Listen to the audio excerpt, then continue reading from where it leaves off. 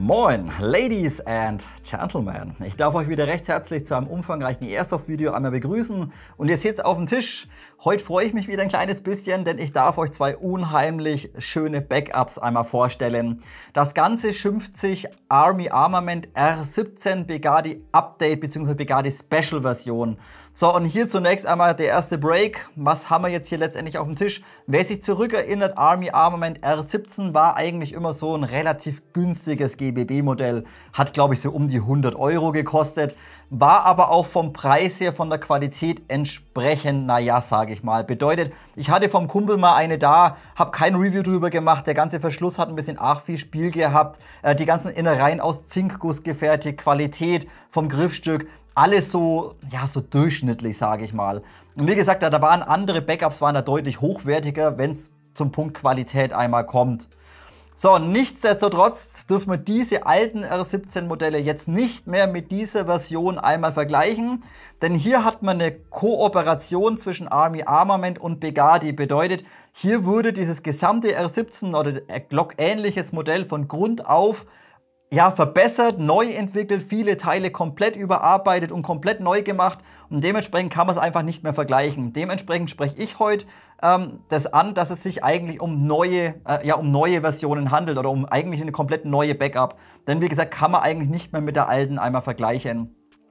So, zunächst mal der Name. Ihr seht hier zwei Pistolen, die ich mir habe schicken lassen. Das ist einmal die R17 oder Begadi Special Edition, whatever, Gladiator und hier drüben einmal die Ripper.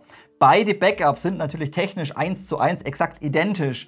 Der einzige Unterschied ist letztendlich einmal der Verschluss obendrauf vom Design und die Farbgebung. Bedeutet, hier seht ihr, die Ripper hat einmal Cuts drin, auch sehr, sehr modern, ist übrigens CNC gefräst, außen alles. Hat Cuts drin, also offenes Design. Die Gladiator dagegen ist komplett einmal geschlossen und hat keine Cuts drin. Bedeutet, gerade wenn ihr mal öfters in einer sandigen Umgebung spielt, wo es staubt und halt sandig ist oder sowas, da eignet sich so eine Gladiator mit einem geschlossenen Schlitten oder Verschluss natürlich besser wie mit einem offenen Design. Wie gesagt, hier zwei Versionen, aber letztendlich nur vom Design einmal unterschiedlich, technisch exakt 1:1 identisch.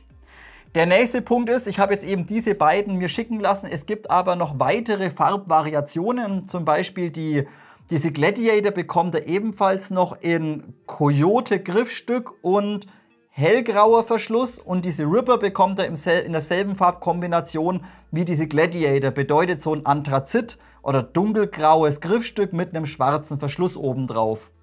Und hier kommen wir zunächst mal zum nächsten Punkt, was mir gestern bei den Nahaufnahmen, bei den Internals schon einmal aufgefallen ist.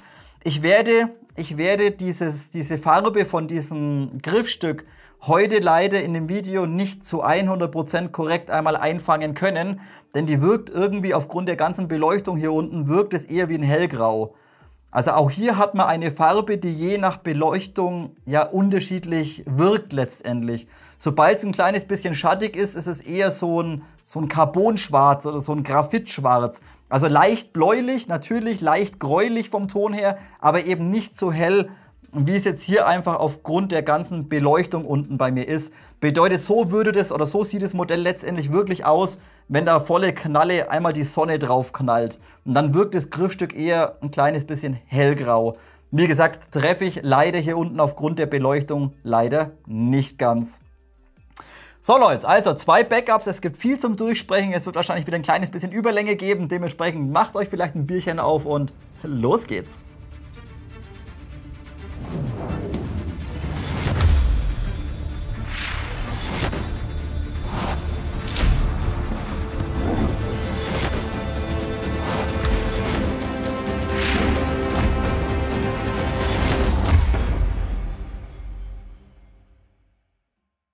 Beginnen wir auch dieses Video zunächst mal wieder mit dem Lieferumfang und mit den technischen Daten. So, und auch hier muss ich euch direkt gleich sagen, wenn ihr das Ding geliefert bekommt, es wirkt einfach unheimlich schön. Bedeutet, ihr bekommt einfach für den doch recht hohen Preis, muss man eigentlich sagen, ein unheimlich schönes Gesamtpaket geliefert.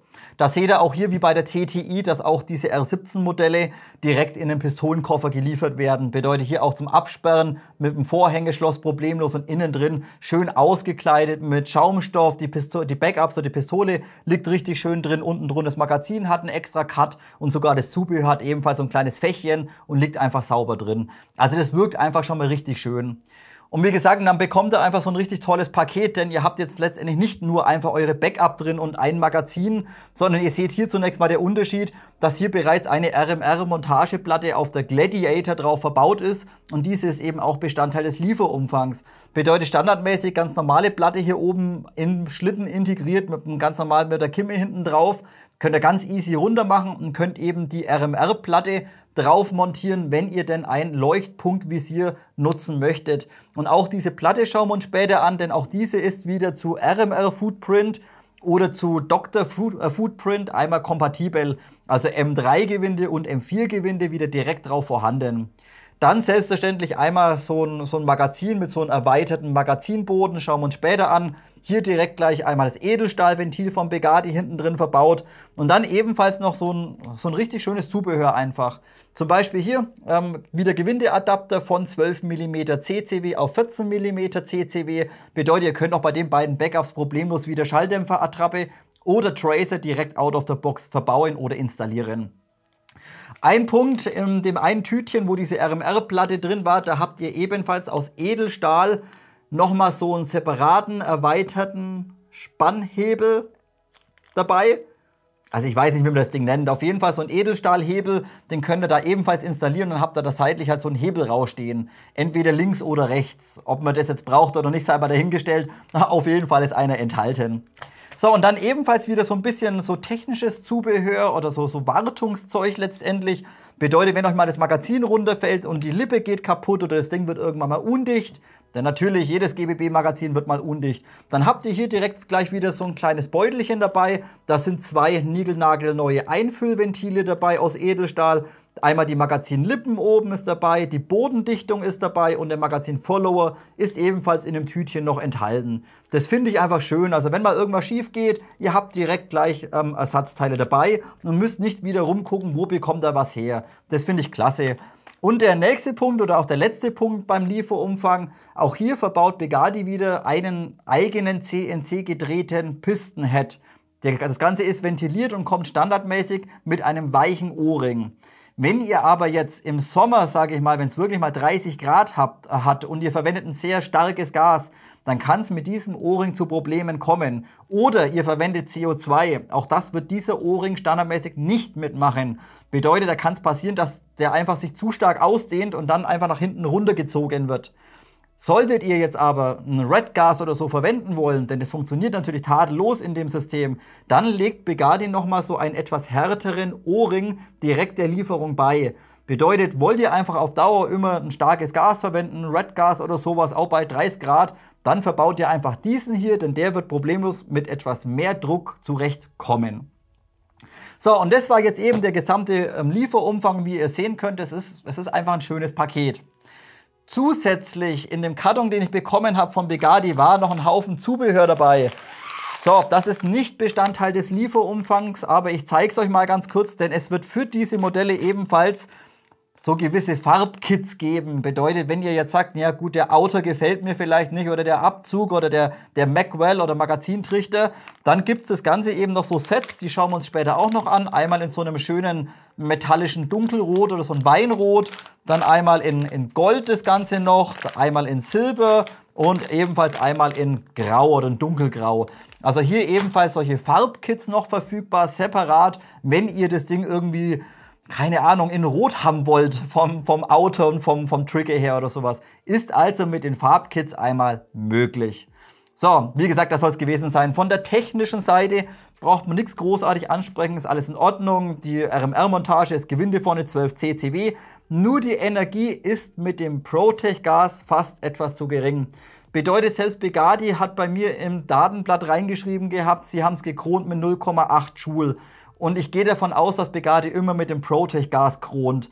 Und da kann aber mit dem Protech-Gas, wenn ihr das sehr, sehr schnell triggert, dann fällt das Ganze relativ zügig auf 0,7 Joule einmal ab.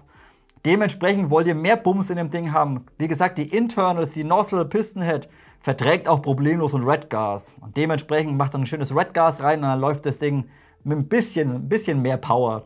Dementsprechend, ich habe euch wieder zwei Chrono- und Cooldown-Tests gemacht. Einmal mit dem Protech-Gas und einmal mit dem Nimrod Red Gas.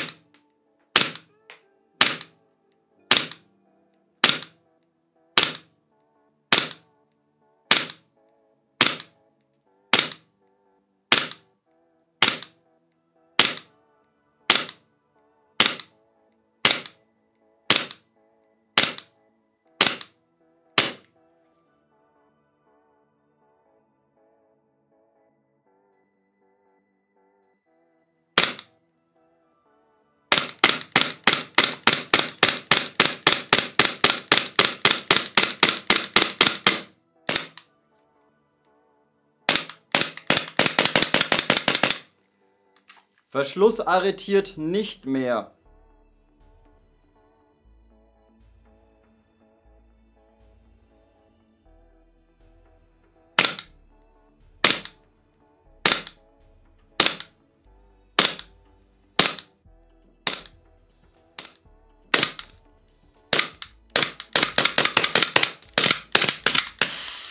Ja, keine Chance. Also wenn es kalt ist, gerade so 4, 5 Grad, würde ich definitiv kein Protech-Gas verwenden.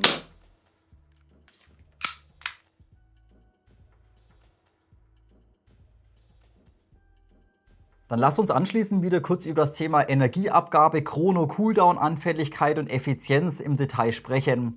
So, zunächst mal der eine Punkt, auch hier wie vorhin schon angesprochen, verbaut Begadi wieder so ein Edelstahl-Effizienzventil. So, und ich gehe einfach davon aus, dass Begadi hier einfach die Gasmenge, welche ausströmt pro Schuss, einfach ein kleines bisschen begrenzt, damit man einfach mehr Schuss rausbekommt. Und das ist immer schön, okay, man bekommt mehr Schuss raus, aber das Ganze geht auch ein kleines bisschen auf Kosten des Systems, der Geschwindigkeit und natürlich auch auf Kosten der Energieabgabe. Ich meine, es ist nichts Gravierendes, das Ding läuft mit Protech-Gas oder mit schwachem Gas, läuft das Ding wirklich problemlos, da gibt es nichts zu kritisieren. Aber würde man jetzt hier ein Red Gas nehmen, hat man meiner Meinung nach eben zwei Vorteile. Auf der einen Seite hat man eben weniger Gasmenge, die ausströmt, bedeutet eine höhere Effizienz. Auf der anderen Seite haben wir aber auch natürlich einen hohen Gasdruck drin mit dem starken Gas, dass das System schön schnell und spritzig arbeitet. Also wie gesagt, für mich persönlich, auch wenn Begadi kein Red Gas verkauft, würde ich euch in diesen Systemen eher einen Red Gas empfehlen, weil es macht einfach mehr Spaß, es ist ein bisschen konstanter und die Effizienz lag bei 58 Schuss. Und das ist für mich, ist das vollkommen in Ordnung. Also ich brauche jetzt keine Backup, wo ich jetzt hunderte von Schuss rausknallen kann. Wenn da 2 Ladungen durchgeht an BBs, dann ist es doch vollkommen ausreichend. Also wie gesagt, müsst ihr wissen, gut, wenn es heiß ist, könnt ihr ganz normal so Protech-Zeug oder ein leichteres Gas verwenden oder Nimrod Green Gas. Ansonsten, wenn es mal ein bisschen kühler ist, packt in die Dinger Red Gas rein, das läuft tadellos, das Zeug. So, und dann müssen wir ebenfalls wieder auf das Thema Hop-Up und Schussergebnisse eingehen. So, ich habe natürlich beide Backups für euch wieder geschossen, habe unterschiedliche Grammaturen einmal ausgetestet und muss euch leider sagen, dass es hier gravierende Unterschiede gegeben hat. Bedeutet zunächst einmal im Vergleich zu der TTI, wo ja auch dieses grüne Bucking von Begadi drin ist, können diese beiden Modelle problemlos out of the box auch mit 0,2 Gramm betrieben werden. Also ihr seid nicht angewiesen, schwerer zu gehen, könnt das aber auch. Bedeutet, auch hier ist es natürlich problemlos möglich, 0,28 oder sogar 0,3 oder 0,32 Gramm BBs in einer Backup zu verwenden. So, und das ist kein Problem. Wie gesagt, das ist schon mal super. So, jetzt hatte aber die Gladiator, hat kerzengerade geschossen, einen wunderschönen Hop, einen kleinen Bogen am Schluss drin, hervorragend. Die Ripper hat bereits nach 30 Meter ungefähr jedes Mal nach links weggezogen. Und zwar jede Kugel, jede Grammatur. Jetzt habe ich mir das Ganze natürlich im Nachhinein wieder angeschaut und das habe ich euch für euch auch einmal gefilmt. Denn hier bei der Ripper war standardmäßig der Tensioner, der auf das Bucking draufdrückt, der war ganz leicht ein bisschen verbogen. Oder war eben nicht exakt im 90-Grad-Winkel, wie es bei der Gladiator der Fall war. Und dementsprechend die Abweichungen nach links. Also hier scheint es qualitative Unterschiede zu geben beim Tensioner. Wie gesagt, ich habe das Ganze für euch bei den Internals gestern Abend schon einmal gefilmt. Bedeutet, sollte das bei euch auch der Fall sein, dass eure Kugeln immer nach links wegziehen, dann müsst ihr unbedingt euren Tensioner mal prüfen und gegebenenfalls ein kleines bisschen nachbiegen. Wie gesagt, ich zeige es euch später in der Nahaufnahme bei den Internals, denn das fand ich bei der Ripper alles andere als gut. Bei der Gladiator hervorragend, gar keine Probleme gehabt. Die Ripper, alle Kugeln, alle nach links weg, komplett. Und das aber nicht nur irgendwie auf 50 Meter mal, sage ich mal 30, 40 Zentimeter. Nee, ab 30 Meter ziehen die Dinger komplett 2, 3 Meter rüber. Also wie gesagt, hier qualitative Unterschiede, einmal beim Tensioner, zeige ich euch später. Okay Leute, dann würde ich sagen, wir sprechen heute so diese ganzen allgemeinen Punkte einmal ein bisschen in der Nahaufnahme durch, denn solche Backups, die gehen hier einfach im Vollbild ein kleines bisschen verloren. Also Leute, mal ein kleines bisschen rangezoomt, das Licht ein bisschen umgestellt, denn ich finde gerade so in der Nahaufnahme, da könnt ihr euch einfach ein deutlich schöneres Bild von diesen Backups einmal machen und euch vielleicht diese kleinen Details und auch diese Konturen ein bisschen schöner anschaut. Und man sieht es einfach deutlich besser. Denn gerade diese schwarze Beschichtung von dem Verschluss oder von dem Schlitten wird vom Licht oder frisst doch sehr viel Licht. Bedeutet, die gehen ein kleines bisschen verloren, finde ich. Jetzt hier, wenn das so anschaut, wenn ich es so halte oder mal gerne auch mal umdrehe, da seht ihr einfach, je nachdem wie das Licht einmal drauf fällt, seht ihr einfach, wie schön die Konturen von diesem Schlitten oder von diesem Verschluss einmal sind. Also unheimlich modern und ich finde das Ding einfach mega, mega sexy. Auch im oberen Bereich, wie vorhin schon angesprochen, das ist jetzt eben diese Gladiator und das Ganze eben ohne Cuts einmal drin. Also gesamter Verschluss oder Schlitten ist hier komplett einmal geschlossen. Wenn wir uns dagegen mal die Ripper anschauen, die ist eben mit Cuts, bedeutet auch hier der gesamte Schlitten bzw. Verschluss einmal schön modern gehalten vom Design her, finde ich, aber hier eben die seitlichen Öffnungen. Bedeutet, hier seht ihr eben seitlich und oben, dass das Ganze offen ist und ihr seht letztendlich im inneren Bereich den Outer. Habe ich jetzt an sich kein großes Problem mit, aber wenn ihr, wie vorhin schon angesprochen, wenn ihr öfters mal irgendwo im Sun spielt oder so, dann kann schon sein, dass da ein bisschen geputzt werden muss, denn da sammelt sich dann doch schon ein kleines bisschen der Schmutz innen drin.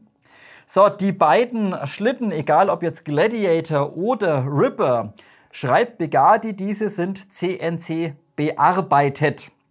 So, definiere bearbeitet. Wenn man sich das Ganze mal anschaut und auseinanderbaut und innen drin anschaut, dann gehe ich persönlich davon aus, dass das Ganze ganz normal wie bei jeder anderen Backup letztendlich im Diecast hergestellt wurde und dann aber quasi mit der Fräse die Konturen und die ganzen Öffnungen quasi gefräst wurden. Das ist für mich CNC bearbeitet. Komplett CNC gefräst ist er aber definitiv nicht, denn wir haben gerade hinten beim Nozzle Housing innen drin haben wir scharfe Kanten. Genauso hier die Aufnahme hier oben drin. Sowas ist mit der Fräse nicht machbar, weil das Ganze ist nach innen rein versetzt und in einem Winkel, wo der Fräser definitiv nicht rankommt. Aber wie gesagt, hier schauen wir vielleicht zu anderen Backups vielleicht ein bisschen von der Qualität ein bisschen schöner. Das Ganze eben nicht einfach komplett aus der Gussform raus, sondern eben mit der Fräse bearbeitet worden. Also ich finde es, wie gesagt, ich finde es qualitativ unheimlich schön. Und der nächste Punkt ist, worauf ich ganz besonders eingehen möchte heute, gerade im Vergleich zu dieser alten R17, für mich war das so eine Klapperbude. Bedeutet, wenn man das Ding geschüttelt hat, das Ding hat klappert, da hat der Auto rumgewackelt, da hat der ganze Verschluss hatte ein bisschen Spiel. Und merkt ihr bei dem Ding irgendwas? Hört ihr irgendwas? Nicht, oder? Da klappert null. Nichts, nada, niente. Bedeutet, der gesamte Verschluss hier oben drauf oder der ganze Schlitten, der hat nicht mal irgendwie Spiel.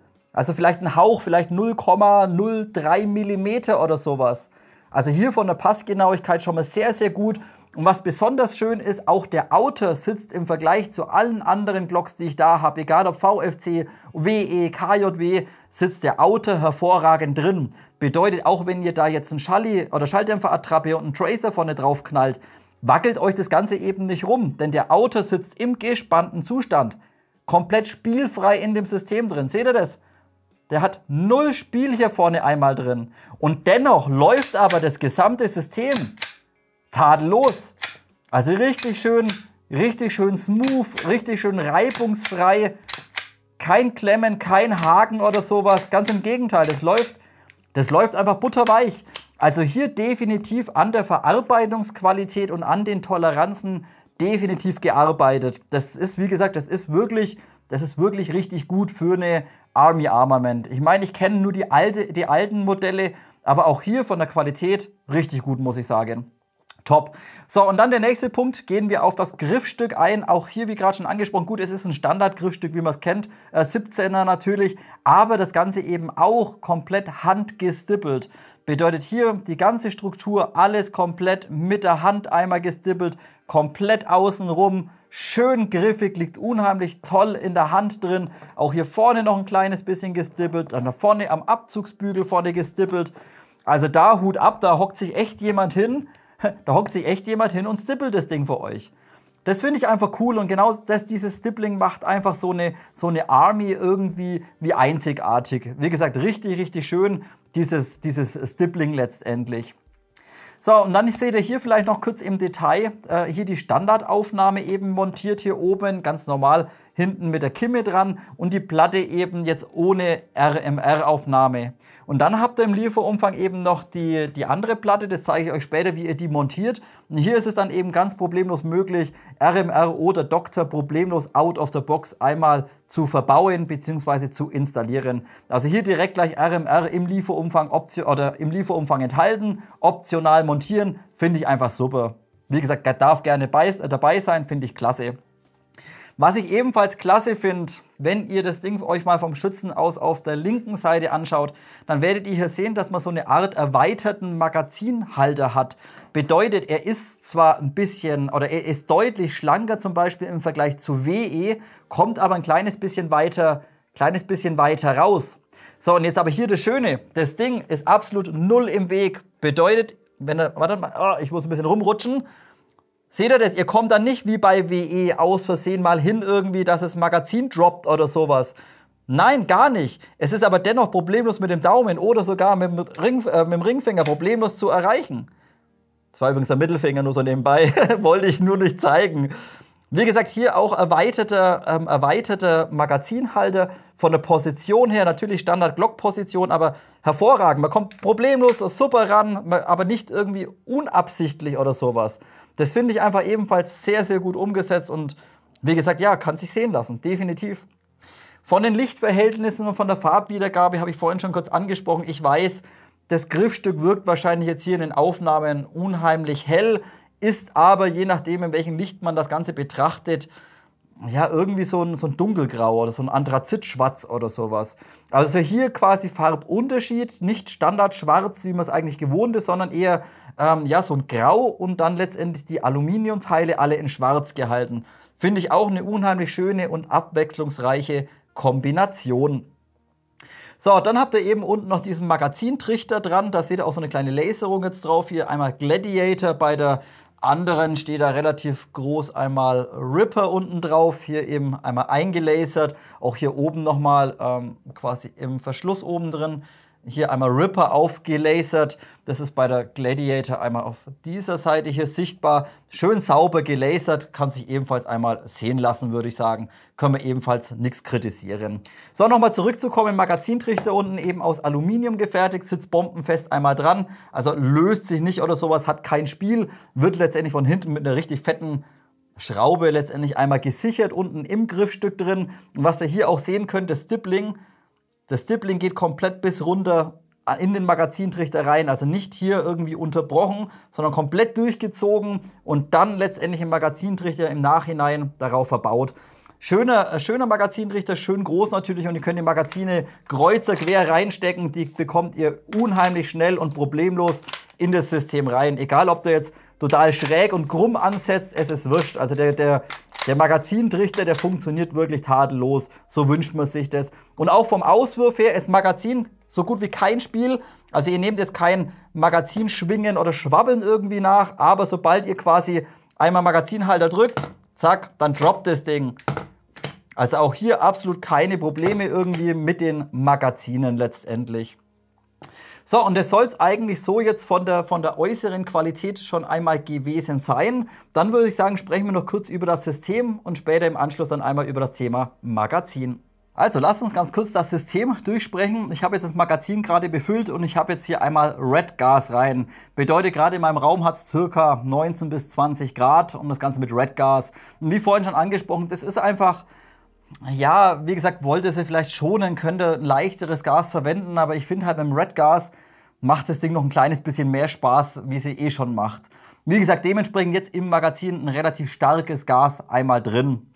So, jetzt ist zum System. Wir haben hier natürlich ein ganz normales Glock-System, bedeutet rotierenden innenliegenden Hammer, aber die gesamten Internals eben komplett aus Stahl gefertigt, verstärkte Nozzle, CNC Aluminium, Pistenhead ist einmal drin verbaut und dementsprechend kommt das System auch problemlos mit diesem Red Gas einmal zurecht. Und was ihr gleich auch sehen werdet, das Ding dichtet hervorragend ab, egal ob es jetzt der Übergang ist vom Magazin, vom Rotor zur Nozzle oder Pistenhead innen drin. Ihr seht auch bei schnellerem Feuern absolut nirgendwo, dass euch Flüssiggas rausspritzt oder sowas, dass das Ding schnell in den Cooldown reinläuft. Überhaupt nicht. Bedeutet hier von der Abdichtung und auch die Umwandlung vom gasförmigen oder vom flüssigen in gasförmig funktioniert einfach tadellos. Auch das kommt natürlich immer darauf an, wie warm ist es, was für ein Gas verwendet ihr. Wie gesagt, verwendet ihr jetzt irgendein schwaches Gas bei wenig Temperatur, natürlich, dann habt ihr wenig Druck und dann kann es passieren, dass das Ding vielleicht ein bisschen spritzt. Aber das ist bei jeder GBB letztendlich einmal der Fall. So, dann natürlich Bedienbarkeit leider nur vom Schützen aus auf der linken Seite, bedeutet hier einmal der Verschlussfang nur hier und nicht jetzt wie bei der Gen 5 irgendwie beidseitig nutzbar. Das ist ein kleines bisschen schade, wäre beidseitig definitiv einmal möglich gewesen. Hätte man aber halt vermutlich das ganze System ein bisschen aktualisieren müssen. Und wie gesagt, hier im Verschlussfang nur vom Schützen aus auf der linken Seite vorzufinden. Den Magazinhalter könnt ihr hier auch nicht ummontieren, bedeutet, der ist einmal fix vom Schützen aus auf der linken Seite und könnt ihr nicht einfach irgendwie ummontieren auf die gegenüberliegende Seite. So, dann schauen wir uns das Ganze mal an. Wir haben zunächst mal einen ultra smooth laufenden Schlitten oder Verschluss.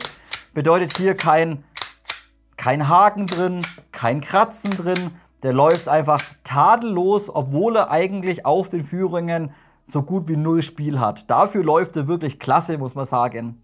Der Abzug hat dann wieder die innenliegende oder die typisch innenliegende Abzugssicherung. Bedeutet, diese muss natürlich einmal mitgedrückt werden, damit das System abschlagen kann. Drückt ihr hier mit dem mittleren Hebel nicht mit, dann ist die Pistole einmal in der Sicherung. Und dann eben noch die kleine Besonderheit von der R17. Ihr habt ebenfalls hier eine Unterlaufsicherung. Bedeutet, wenn ihr einfach nochmal sicherer gehen wollt, dann könnt ihr ebenfalls hier unten die Unterlaufsicherung einmal reindrücken. Und das geht mit dem Fingernagel, wenn man welche hätte, geht es. Aber ich habe keine Fingernägel. Ach, bräuchte ich Werkzeug. Also hier unten, wie gesagt, da müsst ihr halt mit dem Fingernagel rein, daher ich keine Fingernägel habe. Funktioniert das leider bei mir nicht ganz so gut. Und wenn ihr nicht reinkommt, müsst ihr einen Schraubendreher nehmen. Schiebt ihr das Ding zurück, dann ist sie ebenfalls nochmal zusätzlich einmal gesichert. Im Regelfall langt aber die Abzugssicherung vollkommen aus. So, vom Abzug selbst her, wir haben einen schönen und klar definierten Druckpunkt. Bedeutet, wir ziehen hier relativ leicht vom Abzugsgewicht und dann merkt man hier richtig schön definiert einmal den Druckpunkt. Und dann haben wir einmal vom Abzugsgewicht ich kann es schlecht einschätzen, ich bräuchte irgendwann mal eine Kofferwaage, aber das müsste vielleicht so um die, vielleicht 2 Kilo oder sowas sein oder 1,5 Kilo. Also ein kleines bisschen härter im Vergleich zum Beispiel zu WE. Bedeutet, die WE-Glock, die ist hier vom Abzugsgewicht schwächer und ist auch ab Druckpunkt ein bisschen schwammiger. Hier ist das Ganze ein kleines bisschen definierter. So, dann würde ich sagen, geben wir mal ein paar Schüsse ab. Kugeln sind keine drin. Nein, Kugeln sind keine drin. Dementsprechend schießen wir mal ein kleines bisschen.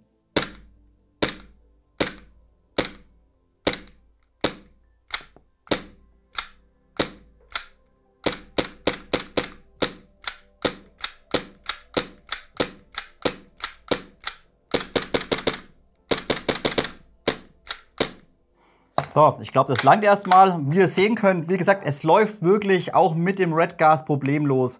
Natürlich, es ist ein bisschen mehr Druck drauf auf dem System. Der Kick kommt ein bisschen direkter, wie zum Beispiel mit so einem ProTech Gas oder sowas, da einfach das Gas ein bisschen stärker ist.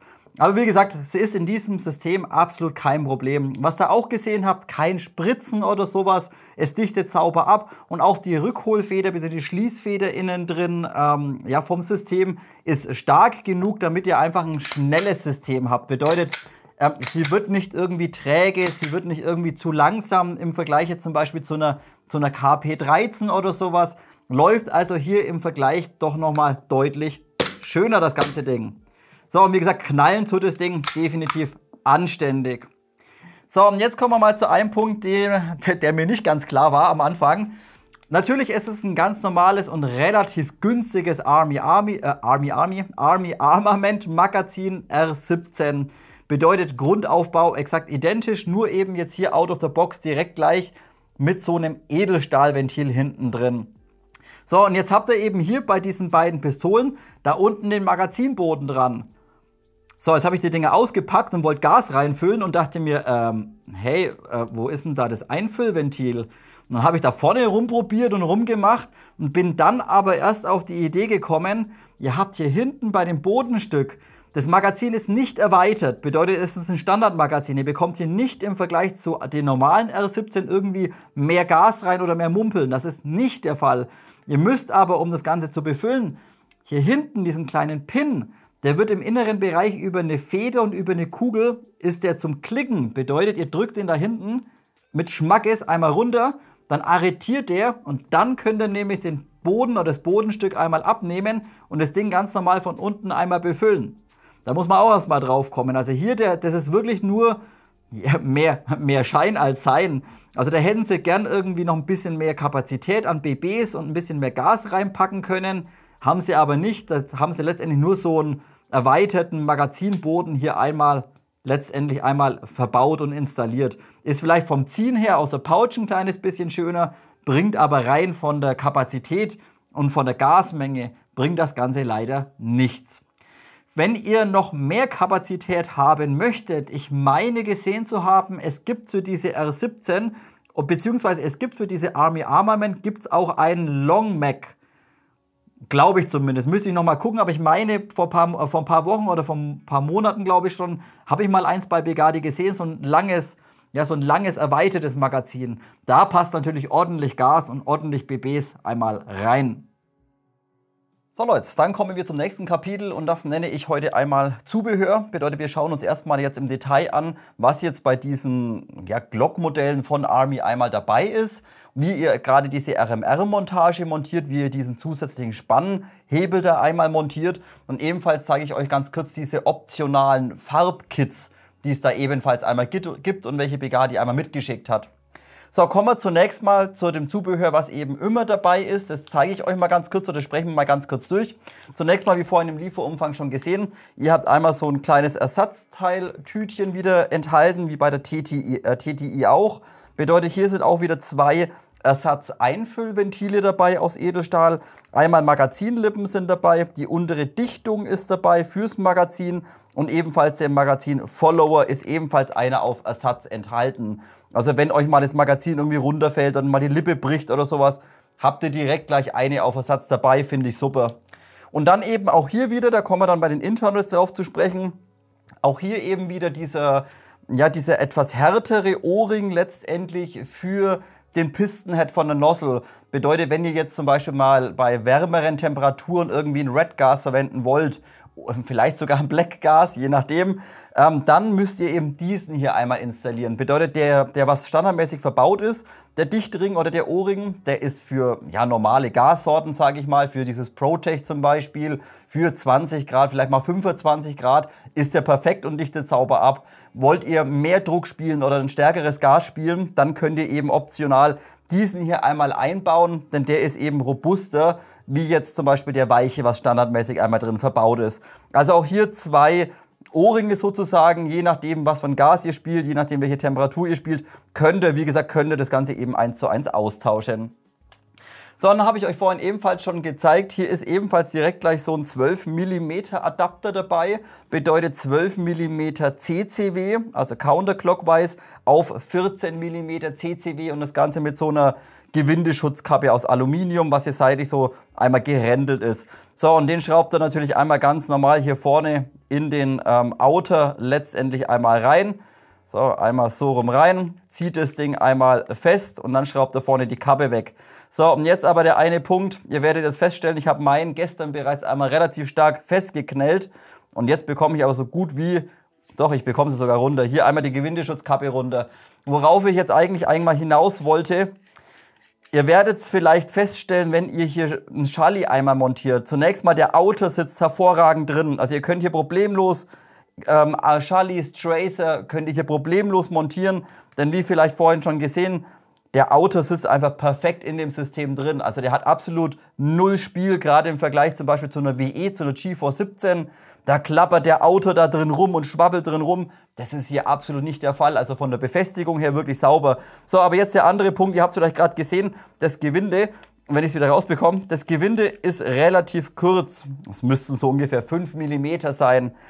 Es könnte eventuell passieren, dass sich dieses auf Dauer löst. Dann nehmt ihr eine handelsübliche mittelfeste Schraubensicherung, so eine blaue. Und dann macht ihr einen Tropfen, macht ihr da aufs Gewinde drauf. Also wirklich nur einen, übertreibt es nicht.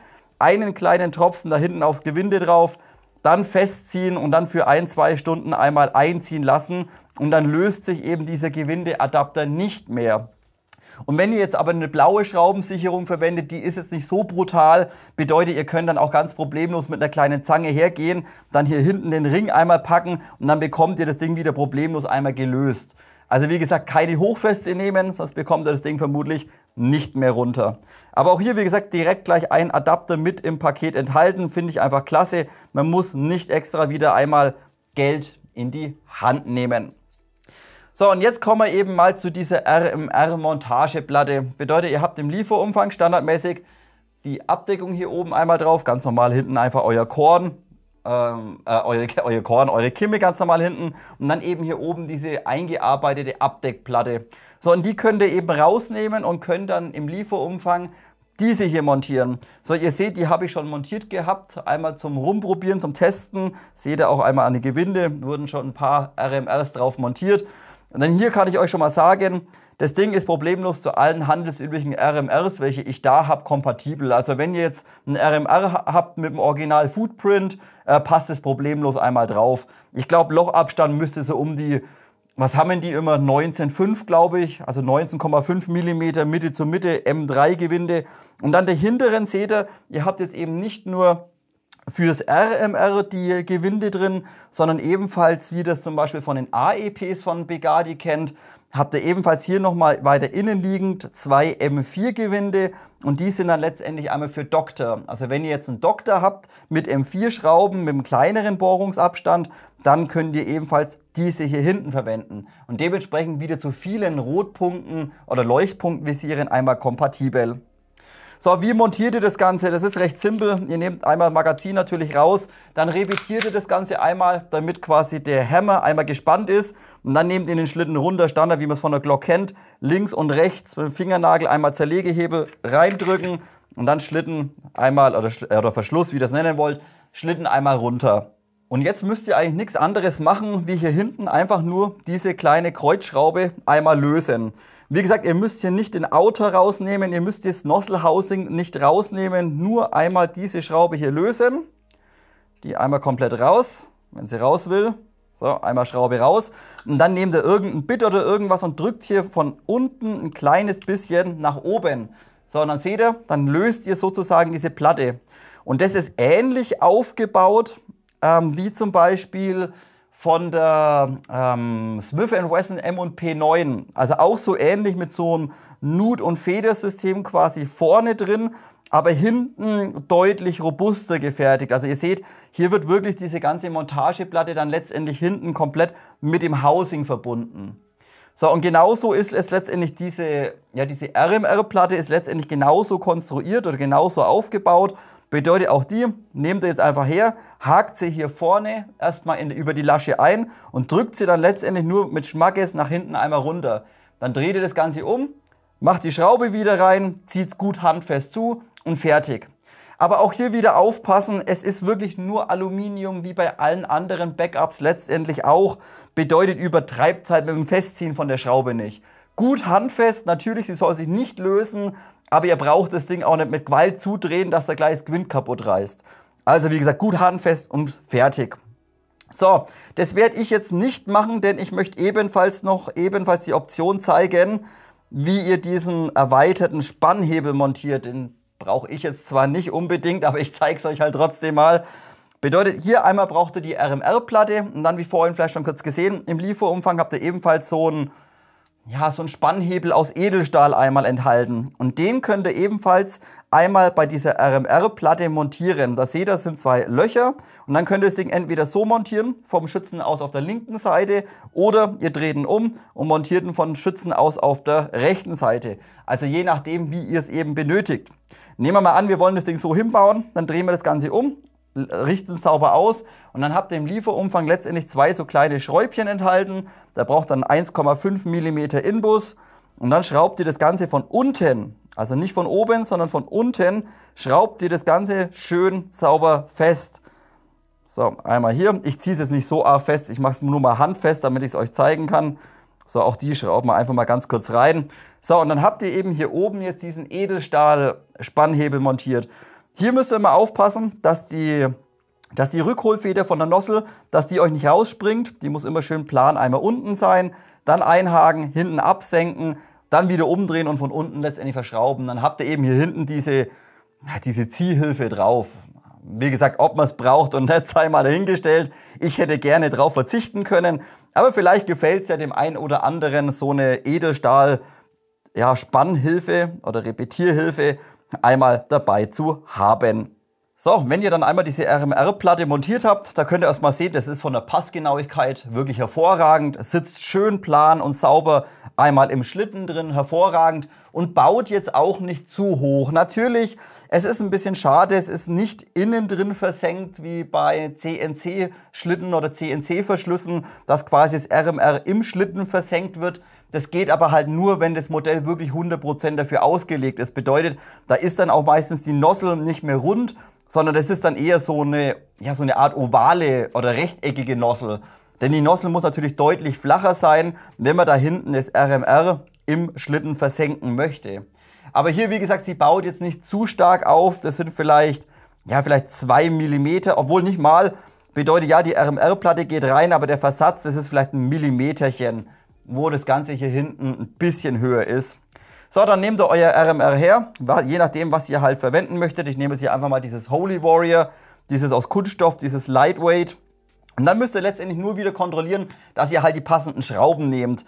Also quasi einmal die Schraube rein, ganz normale M3 Senkkopfschraube, einmal reinstecken und dann am besten die Schraube ein kleines bisschen runterdrücken und dann einfach mal daneben halten und mal gucken, wie tief die Schraube denn in diese Montageplatte reingeht. Und da seht ihr jetzt die hier, was ich jetzt hier dran habe, die passt eigentlich sehr gut oder perfekt eigentlich. Bedeutet, die schließt letztendlich unten schön bündig mit der Platte ab und geht nicht zu tief ins Gewinde rein. Wenn ihr da eine habt, die natürlich viel zu lang ist, dann müsst ihr euch halt kürzere besorgen. Aber wie auch schon mal angesprochen, bei diesen RMRs sind meistens unterschiedlich lange Schrauben einmal dabei. So, und dann setzt das Ding einfach auf. Schrauben erstmal die hier leicht rein, dann die auf der anderen Seite mal leicht rein, bevor wir diese vollständig einmal festziehen. So, noch ein bisschen ausrichten. So, und dann auch hier leicht handfest, auch hier nicht übertreiben. Leicht handfest zudrehen, fertig. Und dann habt ihr hier einmal oben drauf euer RMR auf dieser wunderschönen Glock letztendlich oder Glock-ähnlichen Modell einmal montiert. Und abschließend einmal beim Thema Zubehör möchte ich ganz kurz euch diese Farbkits zeigen, welche Begadi jetzt einmal mitgeschickt hat. Bedeutet, wenn euch jetzt euer Modell irgendwie von der Farbgebung nicht gefällt oder ihr das ein bisschen anders kombinieren wollt, ein bisschen fancy kombinieren wollt, dann gibt es eben auch hier jetzt einmal die Möglichkeit. So, es gibt insgesamt für diese R17 bzw. für diese Glock-Modelle gibt es insgesamt 4 Farbsets. Beziehungsweise 4 Stück würden jetzt einmal mitgeschickt. Ob da jetzt noch weitere irgendwie verfügbar sein werden, das weiß ich wie gesagt nicht. Es sind auf jeden Fall 4 Stück sind einmal mitgesendet worden. So, da habt ihr zunächst mal das Farbkit einmal in so einem Weinrot. Wartet mal, ich kann das mal ganz kurz auspacken. Das ist so ein, ein sehr, sehr schönes Weinrot. Ich würde es am besten vergleichen, wenn ihr euch schon mal diese E&C Skeletor oder Skeleton mal angeschaut habt, diese aufgefräste, die hat ja auch so eine Farbkombination aus Schwarz und dann auch so ein tiefes Weinrot irgendwie. Und genau so ist jetzt eben dieses Farbkit. Und was ihr jetzt sehen könnt, pro Kit ist immer enthalten einmal der komplette Abzug aus Aluminium. Bedeutet hier auch der Abzug, auch die Sicherung innen drin, beziehungsweise der Sicherungshebel ist hier ebenfalls enthalten aus Aluminium. Standardmäßig ist er aus Kunststoff. Also hier einmal aus Aluminium der gesamte Abzug, dann ebenfalls natürlich der gesamte Outer und ebenfalls unten der Magwell ist ebenfalls enthalten. Und das eben in jedem Farbkit. So, und wie gesagt, hier gibt es einmal Weinrot oder so ein schönes metallisches Weinrot. Sieht schön aus, finde ich. Ja, Geschmackssache. Dann einmal ganz normal dunkelgrau. Das müsste die gleiche Farbe sein, wie hier drin installiert ist. Wartet mal, ich hole es mal ganz kurz raus. Bisschen Zeit verschwenden, aber ich möchte es mir dennoch mal ganz kurz anschauen. Das müsste aber rein theoretisch exakt die Farbe sein, was jetzt hier drin ist. Ein kleines bisschen Abweichung ist vorhanden, aber minimalst nur. Bedeutet hier standardmäßig Originalfarbe ist eher wie der Frame oder wie das Griffstück, bedeutet ein kleines bisschen bläulich.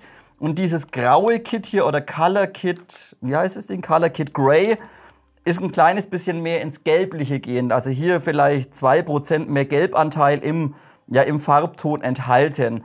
Aber wie gesagt, wenn der jetzt mal den hier verwendet und das Ding ist irgendwann mal verschlissen oder verkratzt wie Sau oder so, dann könnt ihr eben auf dieses graue Kit einmal gehen, denn das passt eben sauber dazu. Und wie gesagt, hier wäre eben auch der Abzug. Hier wäre eben auch der Abzug aus Aluminium ebenfalls einmal enthalten. Und eben auch der Magwell in Grau. Standardmäßig ist ja hier der Magwell oder Magazintrichter einmal in Schwarz gehalten. So, also einmal Grau, dann hat man das Ganze eben noch in Silber. Ja, ganz normal Silber, wie bei der Ripper zum Beispiel. Und dann ebenfalls noch einmal in Gold. Also wer es gern fancy in Gold haben möchte, könnte sich hier auch die ganzen Teile einmal in Gold einbauen. Also auch hier schöne Kits als Spares, und wer ein bisschen, ja, wer einfach ein bisschen variieren möchte, ein bisschen mal was Ausgefallenes haben möchte, hat eben entsprechend über diese Farbkits einmal die Möglichkeit. Was ich jetzt nicht weiß und was mir jetzt gerade ein kleines bisschen fehlt, beziehungsweise was mir gerade ein bisschen aufgefallen ist, was jetzt nicht mitgeschickt wurde, ist Standard Schwarz. Also da muss ich mal Bugatti noch anschreiben, ob es diese Kits eventuell auch in Schwarz noch gibt, weil das wäre natürlich passend. Wenn man schon irgendwie Schwarz hat, dann würde natürlich auch alles in Schwarz als Ersatzteil super dazu passen. Wie gesagt, wenn ich hier rechtzeitig Info bekomme, blende ich euch hier unten einfach wieder so ein Textfeld einmal ein. Gut Leute, dann geht es einmal weiter mit den Internals. Beginnen wir hier zunächst mal beim Gerüststück bzw. beim Frame. Das habe ich euch vorhin schon angesprochen. Der ist aus Polyamid-Kunststoff gefertigt.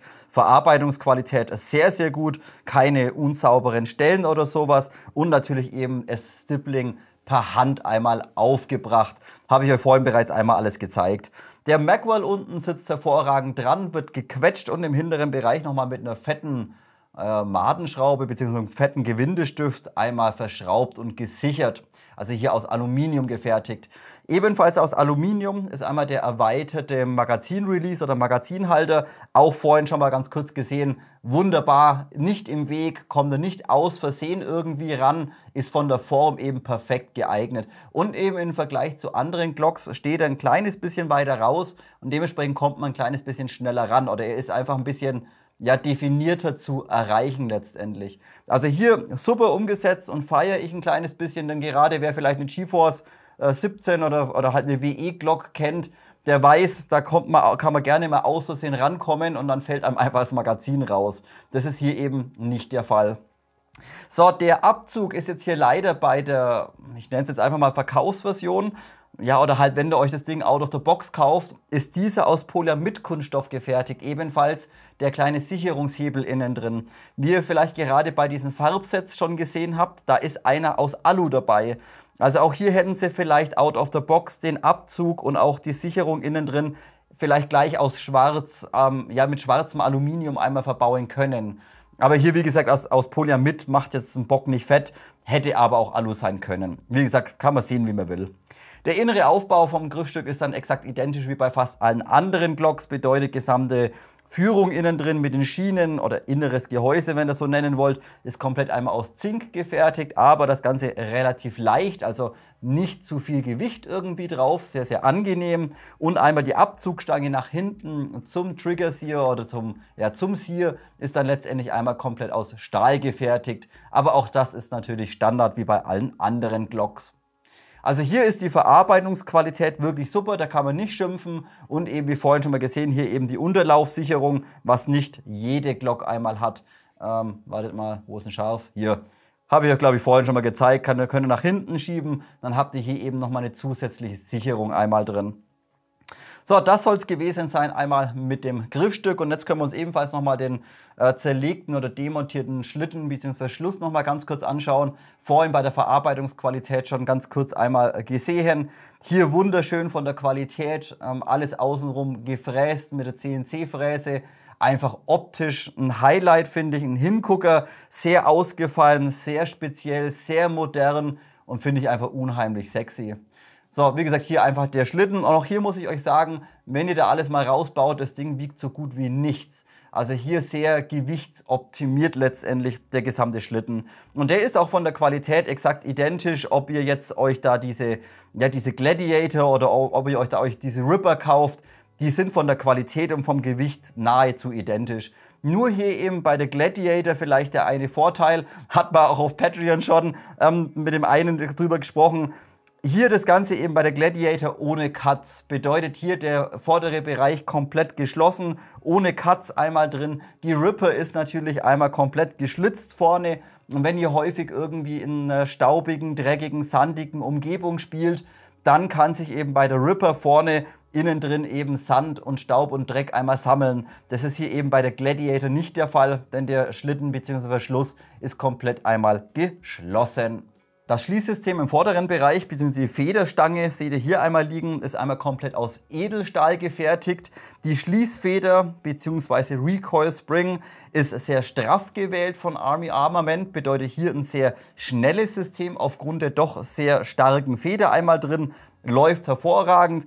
Und eben auf dieser Edelstahlführung habt ihr vorne nochmal so ein Gummipuffer drauf. Und das finde ich eben auch schön, bedeutet, wenn das Ding wirklich hinten anschlägt, habt ihr deutlich weniger Belastung einmal auf dem Schlitten bzw. auf dem Verschluss drauf. Bedeutet, das Ganze wird eben, oder der Aufprall, der Rückstoß, wird hier einfach nochmal über so ein Gummipad einmal ein bisschen abgedämpft, damit eben nicht so viel Belastung im unteren Bereich einmal ins Aluminium vom Schlitten reinkommt. Das kann ich aber ganz kurz zeigen. Bedeutet, das Ding sitzt hier unten so drin und wenn es dann eben voll zurückfährt, dann schlägt es eben hier vorne gegen den Puffer dagegen. Also hier das Ganze nochmal mit einer kleinen mit einer kleinen Gummiplatte letztendlich ein bisschen rausgepuffert, die Energie. So, Outer haben wir vorhin ebenfalls schon mal angesprochen, der ist wirklich super. Hätte ich nicht gedacht bei einer Army Armament, dass das Ding so hervorragend einmal drin sitzt. Bedeutet absolut null Spiel im geschlossenen Zustand. Ihr könnt problemlos Tracer, Schalldämpferattrappen vorne draufschrauben. Ihr habt kein Wackeln, kein Spiel drin, sondern der wird einfach hervorragend arretiert. Auch die Passgenauigkeit dann später zur Hop-Up-Kammer ist wirklich hervorragend. Ist selbstverständlich einmal komplett aus Aluminium gefertigt und hier ist mir letztendlich nur aufgefallen, die Qualität ist super, die Passgenauigkeit ist super, aber auch hier ergibt sich nach 5 bis 6 Magazinen, wo habe ich was zum Zeigen? Hier habt ihr hier oben, seht ihr, hier oben gibt so eine ganz, ganz kleine Schlagkante, beziehungsweise natürlich ist es ja auch so ein Browning-Pattern-System, bedeutet natürlich, der Outer wird mit nach hinten gezogen und hakt dann aus. Und dann läuft das Ganze halt jedes Mal da oben einmal an die Kante ran vom Schlitten oder halt vom Verschluss innen drin. Auf der einen Seite muss man jetzt sagen, diese Kanten hier vorne, dass die sich abnutzen, das habt ihr bei fast jedem GBB-Modell oder bei fast jeder Glock als GBB. Also irgendwann ist die Kante halt mal ein bisschen abgenudelt. Das ist, wie gesagt, das ist ganz normal. Aber hier vielleicht noch ein bisschen gravierender, da das Ding eben von der Passgenauigkeit so perfekt und hervorragend da oben einfach drin sitzt. Und wie gesagt, vielleicht kommt dadurch noch ein kleines bisschen mehr Last einfach drauf. Anders kann ich mir diese Kante nicht erklären, denn der Übergang ist letztendlich einfach eigentlich sauber. Also ihr habt hier kein Grad oder sowas dran, dass ich hier irgendwie diese Kante ergeben kann. Aber wie gesagt, bei dem Modell jetzt, bei dem Review-Modell hier eben so eine ganz kleine Kante oder so ein kleines bisschen Lackspuren dran. Genau, es ist wirklich nur der Lack oder die Beschichtung letztendlich. Bedeutet, es ist kein Materialabrieb, sondern es sieht wirklich nur so aus, als wäre hier ein kleines bisschen der Lack runter. So, und wie gesagt, das ist bei anderen Modellen auch der Fall. Selbst bei meiner Glock 45 von VFC, die habe ich mir ja Cerakote beschichten lassen vom Cedric. Selbst da hat die Cerakote-Beschichtung schon Macken drin hier vorne an der Kante. Also wie gesagt, für mich ist das normal, für euch vielleicht nicht, ich weiß es nicht. Aber wie gesagt, so ein bisschen Abnutzung von der Beschichtung ist eigentlich bei jedem GBB-Modell einmal Standard. Bei der Abzugsgruppe hat sich Army Armament bzw. Begadi absolut null lumpen lassen, denn auch hier haben wir letztendlich eine Vollstahl-Abzugsgruppe. Bedeutet ja, natürlich ist Housing ist Standard, wie man es von Mahui kennt, wie man es von WE kennt, nichts Besonderes. Aber die ganzen inneren Bauteile, ob es jetzt der Hammer ist, der Firing Pin ist, der Sear ist, hier sind alle Bauteile ebenfalls wie bei der TTI komplett aus Stahl gefertigt. So, und aber jetzt hier ein kleiner Punkt, was mir aufgefallen ist, das ist mir eben bei der TTI, ist mir das gar nicht aufgefallen, aber wenn man sich jetzt diese Stahlteile mal anschaut, dann seht ihr eventuell Da ist überall so ein ganz, ganz kleines Mini-Logo einmal drauf. Bedeutet, hier seht ihr das. Hier, so könnt ihr es, glaube ich, gut sehen. Da ist überall so ein kleines Mini-Logo drauf. So, und ich wusste, ich kenne das Logo irgendwoher. Dementsprechend mal ein kleines bisschen gegoogelt und letztendlich ist es das Agency Arms Logo. Also irgendwie bin ich mir gerade nicht sicher, ob entweder die Teile von Army Armament irgendwie zugekauft werden oder ob Bugatti die Teile irgendwie zukauft und dann nachträglich irgendwie einbaut. Auf jeden Fall hier kein Army Armament, sondern Agency Logo einmal drauf. Wie gesagt, auf jedem einzelnen Stahlteil. Nichts Gravierendes, aber wie gesagt, es hat mich ein kleines bisschen gewundert und ein bisschen stutzig gemacht, dass da so ein Logo drauf ist. Also wie gesagt, hier eben saugeile Abzugsgruppe, habe ich vorhin schon gesagt, läuft butter smooth das Ganze und eben komplett aus Stahl gefertigt. Wenn ihr da mal Redgas reinballert, ist es wirklich wurscht. Die Nozzle macht es problemlos mit, der Pistonhead macht es problemlos mit und auch die Stahlteile hinten drin machen das Ganze problemlos mit. Also dementsprechend, ihr seid jetzt nicht darauf angewiesen, irgendwie das schwächste Gas zu verwenden. Wie gesagt, wenn da mal ein Redgas reindrückt, ja mein Gott, haut's rein, das Zeug hält es problemlos einmal aus. Also hier wirklich super, klasse, komplette Stahl-Internals, auch von der Fertigung, von der Passgenauigkeit hervorragend. Oben dann der Hammer Roller, letztendlich einmal ein Gleitlager, auch dieser komplett aus Stahl gefertigt und läuft richtig schön smooth. Hier müsst ihr halt ab und zu bei einer Wartung mal kontrollieren, dass eben hier innen drin noch schön geölt oder geschmiert ist, keine Dreckpartikel drin sind, kein Sand drin ist. Sonst kann es passieren, dass der Roller irgendwann mal ein bisschen zum Eiern anfängt und dann klemmt er ein kleines und kratzt ein bisschen. Also hier halt beim Roller wie bei anderen Glocks halt wieder kontrollieren, der Roller, dass er schön sauber und schön smooth läuft. Aber klasse, komplett Stahlteile drin, läuft butterweich und dementsprechend von der Qualität, von der Umsetzung, Preis-Leistungs-Verhältnis würde ich sagen, hervorragend. Wenn ihr das Ding mal für eine Demontage oder für eine Wartung komplett auseinanderrupft, so wie ich jetzt, und ihr bekommt es nicht mehr zusammen, ich habe euch vor 4 oder 5 Jahren mal ein Video gemacht, wie ihr so eine Abzugsgruppe von so einer Glock wieder zusammenschustert. Denn es ist gerade mit der langen Feder für den Firing Pin und auch mit der Hammer Spring ist es nicht immer ganz einfach. Also da braucht man am besten 3 Hände. Und wie gesagt, wenn euch das interessiert oder wenn ihr da Hilfe braucht, vielleicht kann ich das irgendwo da oben mit so einem Ausrufezeichen bei YouTube ein kleines bisschen einblenden. Wie gesagt, nur wenn ihr einmal Hilfe benötigt. Machen wir anschließend gleich weiter mit dem Nozzle Housing, mit der Nozzle und mit dem Pistonhead. So, das Housing, nichts Besonderes, ist ein Standard Glock Housing, wie man es auch bei anderen Herstellern einmal kennt. Wie gesagt, von der Qualität her vollkommen in Ordnung, aber nichts Besonderes. Auch kein Lightweight, also kein Aluminium Housing, sondern Standard, das Ganze eben aus Zink gefertigt.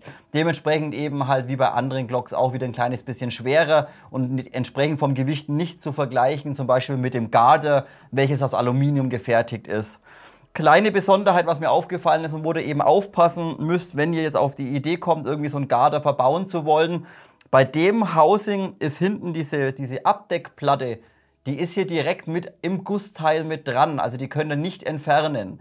Ich meine, bei den anderen Housings, die ihr eben als Spare kaufen könnt oder halt vom Garter, da ist, glaube ich, diese Platte nicht mit enthalten. Also da müsst ihr halt ein kleines bisschen aufpassen, wie gesagt. Ansonsten, es gibt auch nichts zu kritisieren. Das Ding ist von der Qualität her wirklich super und es passt hervorragend einmal in den Verschluss bzw. in den Schlitten rein. So, auch so von der Qualität her super. Hier unten handelsüblich oder übliche kleine Spuren drauf. Ist aber hier auch wieder nur die Beschichtung. Also hier kein Materialabrieb, sondern wirklich eben nur von der Steuerung her eben die Beschichtung ein kleines bisschen weg. Und falls ihr euch jetzt wundert, ja, das ist komplett trocken, denn ich habe selbstverständlich alle Bauteile vor der Aufnahme einmal gereinigt. Bedeutet auch die Internals bzw. die gesamte Abzugsgruppe ist standardmäßig von Army mehr als ausreichend gefettet und geschmiert. Aber wie gesagt, damit ihr einfach in den Videoaufnahmen nicht dieses ganzen Fettbatzer da drin seht, wische ich da immer mit dem Lappen mal ganz kurz drüber und tue das grobe Fett und Öl ein kleines bisschen runterputzen. Wie gesagt, auch hier ist standardmäßig alles sehr, sehr gut geschmiert und da kann man von der Qualität definitiv nicht meckern. So, auch wenn wir uns eben, wie gesagt, gerade bei den Verschluss und den Schlitten hernehmen, das Housing sitzt wirklich hervorragend drin. Bedeutet, es gleitet wunderbar rein und beim letzten Millimeter muss man sogar ein kleines bisschen drücken und pressen, denn es sitzt eben komplett passgenau einmal drin. Ihr könnt es umdrehen, es fällt euch nicht raus. Wenn ihr das raus haben wollt, müsst ihr halt ein kleines bisschen klopfen. So, und was eben auch mal, glaube ich, verbessert wurde, Ich weiß nicht, ob ihr eben diese alte R17 einmal kennt. Also ich hatte mal eine da, wie gesagt, und da ist mir ebenfalls aufgefallen, dass beim Verschluss der Auszieher relativ lose drin war. Bedeutet, er hat da voll rumgeschwabbelt, innen drin rumgewackelt und beim starken Gas konnte das Ding sogar rausfliegen. So, und das ist jetzt eben bei diesen neueren Modellen nicht mehr der Fall. Der sitzt schön press und sauber drin. Und wenn natürlich dann das Housing von hinten noch dagegen drückt, dann ist hier absolut kein Spiel mehr drauf. Also auch hier, auch hier seitens Army wahrscheinlich verbessert oder natürlich deutlich verbessert. Das Ding sitzt hervorragend und wie gesagt nicht so schlecht wie bei der bei der alten Version letztendlich. So, dann haben wir eben die Nozzle und die ist eben auch wieder verbessert worden, wie bei der TTI auch, denn auch hier seht ihr, es ist nicht nur ein blauer Kunststoff, sondern die gesamte Nozzle ist aus einem Polyamid-Kunststoff und nicht aus ABS gefertigt. Wie bei der Army eben auch schon gezeigt, bei der TTI unheimlich harter und robuster Kunststoff, aber dennoch genügend Flexibilität drin, damit er eben nicht aufreißen oder nicht aufbrechen kann, wenn eben der Gasdruck zu hoch wird. Dementsprechend super Nozzle, super Material, auch von der Lippe vorne, von der Feeding-Lippe, schön straff, schön robust und bis jetzt nach 5 bis 6 Magazinen keine Druckstelle irgendwie von den BBs sichtbar, ist immer noch schön scharf, schön sauber, hervorragend, da kann man nicht maulen. Und natürlich auch die Nozzle problemlos wieder zu NPAS kompatibel, bedeutet hier oben die kleine Schraube rausmachen und dann bekommt ihr problemlos so ein Ratech NPAS oder so ein Bugatti NPAS, bekommt ihr hier problemlos einmal reingezimmert. Nur halt aufpassen, rentiert sich eigentlich auch wieder nur, wenn ihr wirklich runter wollt auf 0,5 Joule. Alles andere lässt sich problemlos mit dem Gas oder mit der Gassorte einmal in den Griff bekommen. Und wie gesagt, wäre eigentlich kompatibel, denn es ist eigentlich eine Standard-Nozzle. So, auch die Nozzle ist von der Passgenauigkeit im Housing hervorragend, wird standardmäßig hier oben einmal geführt, insgesamt über 3 Führungen und läuft butterweich und richtig schön gerade. Bedeutet auch hier kein zu starkes Spiel irgendwie drin, links, rechts, dass sie rumschwabbeln kann. Die wird richtig ordentlich und sauber geführt und dementsprechend ist auch die Ausrichtung natürlich zum Hopper-Bucking und später natürlich auch zum Rotor unten vom Magazin definitiv gewährleistet. Also hier hervorragend, tipptopp, können wir überhaupt nicht meckern. So, und dann der letzte Punkt, auch hier wie bei der TTI verbaut Bugatti einen speziellen Pistenhead hinten drin, wo ihr eben, jetzt habe ich es wieder aufgeräumt, wo ihr eben, wie vorhin schon mal gesehen habt, beim Lieferumfang eben noch diesen separaten O-Ring enthalten habt. Bedeutet hier ein ventilierter, CNC-gefräster oder CNC-gedrehter Aluminium-Pistenhead wieder verbaut. Mit Ventilation bedeutet, wenn sich der Gasdruck dann aufbaut, wird der O-Ring letztendlich an die Wandung hinten von der Nozzle innen drin einmal dagegen gedrückt und dichtet dementsprechend hervorragend ab. Wie aber bei der TTI auch schon angesprochen, das möchte ich euch eben noch mal ganz kurz erklären, auch wenn ich mich jetzt leider wiederholen muss. Auch hier wieder der Punkt, dieser O-Ring, der eben standardmäßig drauf ist, das müsste circa ein Standard-O-Ring sein. Was haben die? 70 Shore ungefähr, glaube ich. Also der ist, wie gesagt, der ist bis jetzt hervorragend geeignet. Ich habe auch, wie gesagt, mal Redgas reingeballert, absolut keine Probleme, das Ding läuft spitzenmäßig. Wenn ihr aber jetzt im Hochsommer spielt, sage ich mal bei 30 Grad und ihr verwendet dann ein Redgas oder seid sogar so krank und ballert dann Blackgas rein, dann kann es passieren, dass euch dieser weiche O-Ring beim Schuss oder nach dem Schuss runterzieht. Denn natürlich, wenn der Gasdruck hier vorne in die Löcher innen drin zu hoch ist, dann dehnt sich der weiche O-Ring so stark aus, dass er eben nicht mehr in der Führung oder in der Nut drin bleibt. Wenn ihr das machen möchtet oder wenn ihr hier dann Probleme habt im Hochsommer, dann eben auch wieder schön, dass ihr eben diesen härteren O-Ring einmal enthalten habt. Aber wie gesagt, nur den harten wirklich nur verbauen bei sehr, sehr starkem Gas oder sehr, sehr hohe Temperaturen. Dementsprechend schreibt Bugatti da auch drauf, for High Temp, also for High Temperatures letztendlich. Aber wie gesagt, schön, das steht sogar drauf, das ist ein 90, guck mal, das ist ein 90 NBR und dann müsste das hier ein 70er sein wahrscheinlich. Aber wie gesagt, es ist einer dabei, wenn ihr eben mal Probleme habt oder wenn es ihr mal runterzieht bei zu viel Druck, könnt ihr einfach den mit 90 drauf machen, den härteren, und dann habt ihr eben dieses Problem einmal behoben bzw. beseitigt. Und abschließend sprechen wir natürlich auch wieder etwas ausführlicher über das Thema Hop-Up-System, denn hier gibt es ein kleines bisschen mehr zu berichten heute. Wer sich das TTI-Video angeschaut hat, zu dieser geupdateten TTI oder Combat Master, der weiß, dass das Hop-Up-System ebenfalls geupdatet wurde vom Begati und die Flugbahn und die Kugelgrammatur wirklich sehr, sehr gut war. Bedeutet, ihr könnt in die Combat Master problemlos 0,25, 0,28 Gramm reinballern und die Dinger fliegen kerzengerade. So, und das war jetzt bei diesen Glocks nicht ganz so gut, denn hier gibt es auch ein kleines bisschen Unterschiede. Bedeutet, ich habe natürlich diese Gladiator oder Gladiator geschossen und natürlich auch diese Ripper geschossen. So, und beide Modelle haben sich aber mit den gleichen BBs und mit dem gleichen Gas unterschiedlich verhalten. Bedeutet, bei der Ripper sind die BBs ein kleines bisschen nach links weggedriftet und die Gladius war dagegen von der Flugbahn schön gerade.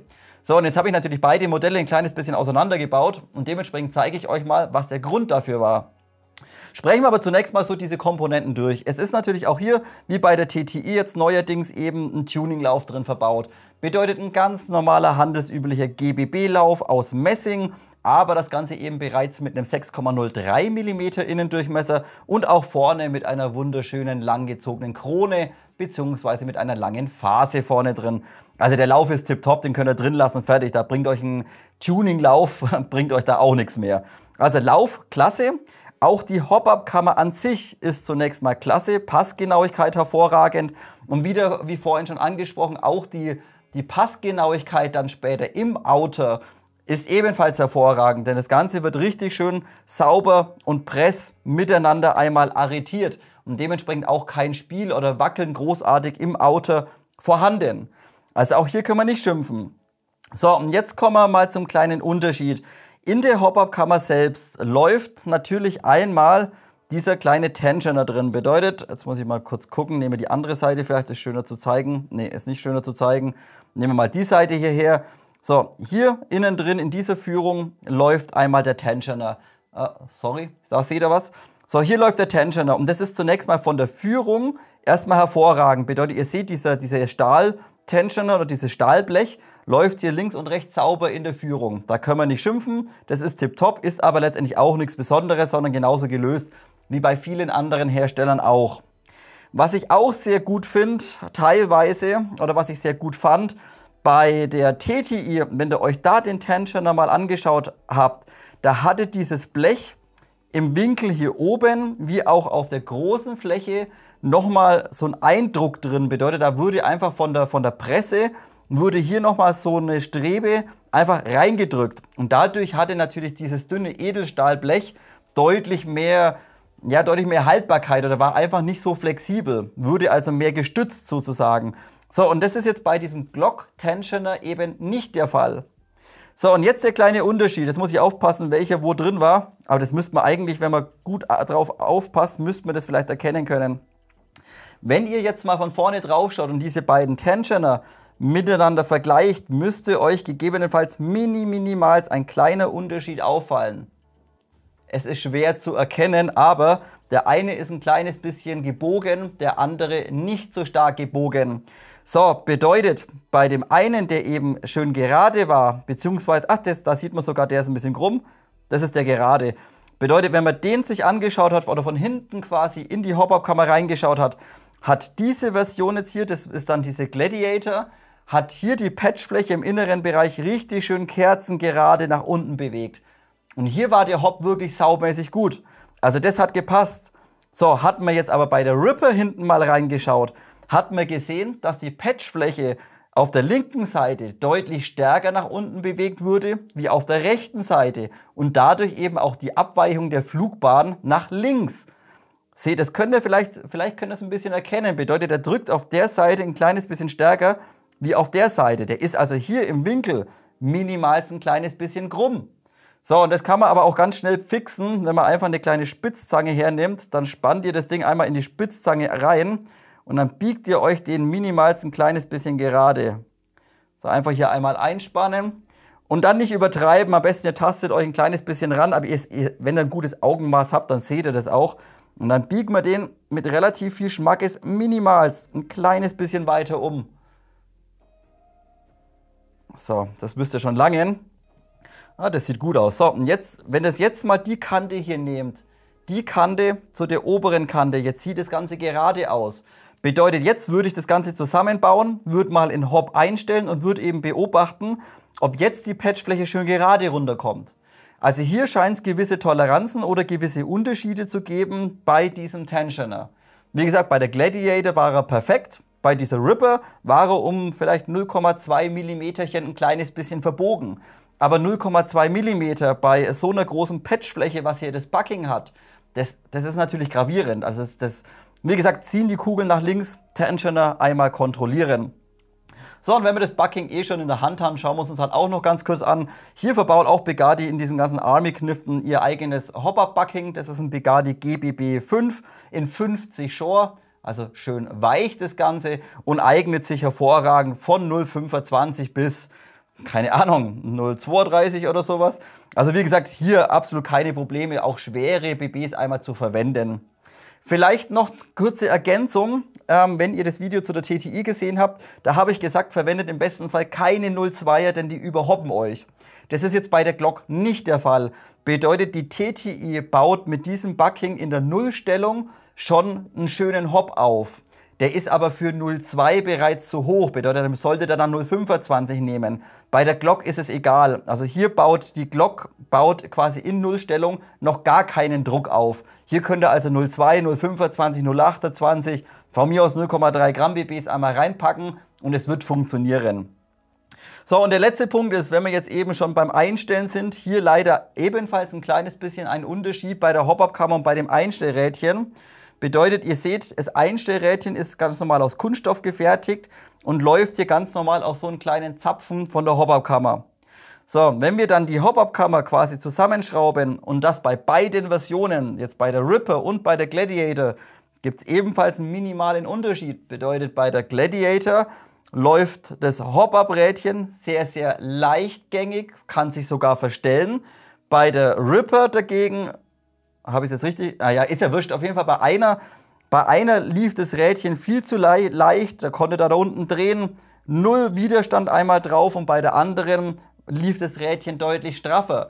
Hier bin ich mir nicht ganz sicher, ob eventuell hier nicht ein O-Ring unten drunter deutlich besser geeignet wäre. Bedeutet, man nimmt einfach so einen kleinen Mini-O-Ring her, popelt sich den da unten drunter und setzt dann einmal das Rädchen einmal drauf, damit hier einfach ein kleines bisschen mehr Widerstand auf das Rädchen unten einmal drauf kommt. Wie gesagt, hier eine kleine Option, wenn das Rädchen bei euch auch vielleicht ein bisschen leichtgängig geht, einfach ein O-Ring drunter ballern oder sowas. Ich meine, ihr könnt auch wahrscheinlich eine Schimmscheibe drunter legen, einfach so, dass einfach ein bisschen mehr Widerstand oder ein bisschen mehr Zug auf das Rädchen draufkommt. Wie gesagt, eine 0,2er Schimm drunter oder eine 0,3er Schimmscheibe drunter würde vermutlich auch problemlos einmal funktionieren. Da ich jetzt per Zufall so einen kleinen Mini-O-Ring gerade auf dem Tisch liegen hatte, stecke ich den da einfach mal drauf. Jetzt muss ich mich leider noch mal ein kleines bisschen korrigieren. Vergesst, was ich gerade gesagt habe, das war total Geschmarri. Das mit dem O-Ring funktioniert leider nicht, denn wenn ihr da so einen kleinen O-Ring draufballert mit, sage ich mal, 0,8 mm Stärke und ihr schraubt die Hop-Up-Kammer zusammen, dann verklemmt sich das Hop-Up-Rädchen so stark, dass ihr nicht mehr dran drehen könnt. Also es klemmt wie Sau. Dementsprechend nehmt eine Schimmscheibe, 0,2 mm, legt die dann drauf, dann einmal das Rädchen drüber und dann ganz normal einmal installieren. Also in meinem Fall, wie gesagt, passt eine 0,2er perfekt. Bei 0,3 klemmt das Ganze schon wieder zu stark und bei 0,1 ist es noch ein bisschen zu leichtgängig. Also hier einfach aufs Rädchen quasi eine 0,2er Shim drauf und dann die Hop-Up-Kammer ganz normal einmal zusammenschrauben. So, und dann läuft das ganze Rädchen hier unten deutlich straffer und ihr könnt es wunderschön mit dem Fingernagel einmal einstellen. Und eben nicht so leichtgängig und lose, wie eben Standard war. Und wie gesagt, eben einfach nur nachkontrollieren. Es war jetzt eben nur in der einen der Fall, bei der anderen hat es gepasst. Also ich gehe davon aus, dass es einfach gewisse Toleranzen vielleicht gibt bei dem Kunststoffrädchen oder bei der Kammer oder whatever. Irgendwo ist halt eine Toleranz. Bei der einen passt, bei der anderen passt nicht. Sollte es euch zu leicht gehen, wie gesagt, 0,2er Shim. Und dann funktioniert das Ganze wieder hervorragend. Sprechen wir also noch ganz kurz über dieses Begadi-Ventil, was hier in diesen Glock-Modellen einmal eingebaut wurde. Es ist letztendlich auch wieder wie bei der TTI und auch wie damals bei den WE, bei diesen geupdateten, auch hier ein eigenes Begadi-Ventil einmal drin verbaut. Da steht sogar ganz klein hinten Begadi drauf, also ganz, ganz minimal. So, jetzt seht ihr hier, das Ganze ist in Purple gehalten oder ja in dunkellila, also Purple. Bei der TTI war das Ganze noch in Orange, unterscheidet sich aber meiner Meinung nach letztendlich nur von der Ventillänge. Bedeutet natürlich bei der High Kappa oder bei der TTI war ein High Kappa Ventil drin, bedeutet ein langes oder 1911er, die sind alle identisch. Und hier ist ja halt letztendlich ein kurzes, bedeutet ein Glockventil einmal drin. So, von der Qualität hervorragend. Das Ganze müsste auch CNC gefertigt sein. Sieht sehr, sehr sexy aus für ein Ventil. Der Korpus ist komplett aus Edelstahl gefertigt. Der Schlagbolzen hier hinten ist komplett aus Edelstahl gefertigt. Und ebenfalls dieser Rod oder dieses Schließsystem hier letztendlich, was da rumfährt innen drin, ist letztendlich auch komplett aus Edelstahl gefertigt. So, und ihr habt es vielleicht gerade schon gesehen, vom Movement ultra smooth. Richtig sauber, bewegt sich unheimlich schnell, sauber, ordentlich, klemmt nicht, hakt nicht und dichtet natürlich hervorragend ab. Auch die Ohrringe müssten wieder kälteresistent sein. So, jetzt fragt mich bitte nicht, was ein kälteresistenter Ohrring ist. Ich habe keine Ahnung. Da gibt es halt auch irgendwie wahrscheinlich ein spezielles Material von Ohrringen, die eben vielleicht ein bisschen mehr Kälte abkönnen wie andere. Bedeutet, solche würden einfach hier verwendet, damit eben das Ventil auch sauber dicht hält, wenn ihr mal das Magazin einfriert und das Ding komplett schnell durchschießt oder sowas.